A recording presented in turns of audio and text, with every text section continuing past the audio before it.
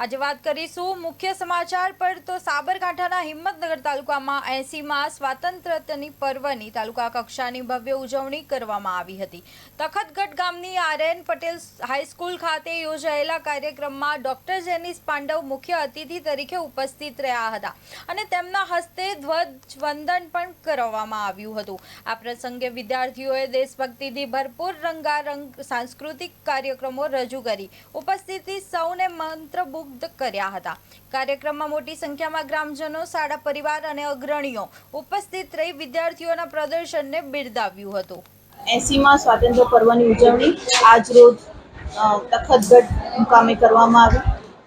રાષ્ટ્રહિત અને રાષ્ટ્રપ્રેમની ભાવના સાથે ખૂબ મોટી સંખ્યામાં તખતગઢ વાસીઓ આ કાર્યક્રમમાં આજે ઉપસ્થિત રહ્યા છે ને જળ સંચય અને સ્વચ્છતા માટે માનનીય રાષ્ટ્રપતિના હસ્તે પુરસ્કૃત કરવામાં આવ્યા છે।